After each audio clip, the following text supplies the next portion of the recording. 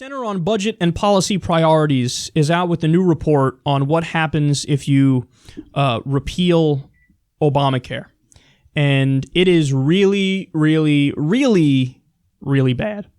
So after crunching the numbers using IRS data, they found that the richest 400 families in America would get $7 million each. Now, what was that money going to go to before? Like, when Obamacare is in place, what would it go to? It would help 800,000 people with their subsidies to afford health care. So this is class warfare. It's class warfare waged by the rich against the poor and the middle class.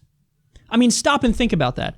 The 400 richest families in America, who are already really, really, really super duper well off, some of the richest people in the fucking world, you're going to give them $7 million each extra when they're already as rich as it gets. And the consequences of that, 800,000 people will no longer be able to afford health care because that was a subsidy that would have went to help them. Now, why is this? Well, this is because the surtax for those making over $250,000 a year would be gone when you repeal Obamacare. And then, of course, you have in total about 30 million people are going to lose their health insurance overall. Guys, this isn't a close one. Like, I have many, many deep problems with Obamacare. Obamacare is originally a right-wing reform. Richard Nixon proposed a similar plan. Bob Dole proposed a similar plan. The Heritage Foundation, which is a right-wing think tank, they wrote policy papers on this. Newt Gingrich and Chuck Grassley and other 90s Republicans supported this as the alternative to single payer, which is supposed to be the Democratic idea. So I want single payer, and that's the end-all be-all. That's the end goal, and I would stop at nothing until I get it. At least I want a public option. A public option is the one step below single payer, where it's like you can opt into a single payer system. So don't get it twisted.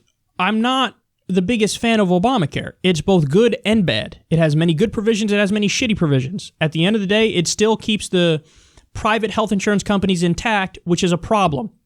But there is no question as to whether or not it's better than what we had before. That's not a question. Going by all the facts on that, it is way better than what we had before. The Republicans want to go right back to what we had before, and these are the consequences. You can't beat the Republicans and hammer that fact into everybody's head. The richest 400 families get $7 million each, and 800,000 people lose their health insurance. I mean, every time I say it, it rattles me to my core because of how stunning that is. Like, that's not, when I look at that, it's not close. You ask me to press this button and 800,000 people get coverage, and the rich only have 7 million less, but it's the richest 400 families in the country. They're probably billionaires and multi-millionaires. They're good. No, give them back $7 million each, take 800,000 people's health care away. That's where we are, man. That's where we are today. And it appears like the Democrats are going to buckle, and they're utterly useless in trying to fight back against it. We've never needed strong, principled Democrats who aren't corrupt more than right now.